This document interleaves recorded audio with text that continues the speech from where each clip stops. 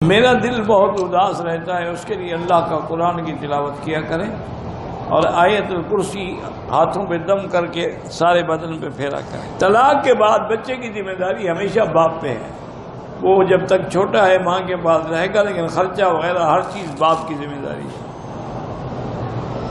نماز پڑھتے وقت عورت پاؤں ننگے رکھ سکتی ہے، اگر جراب نہ پہنے تب بھی نماز جائز ہے۔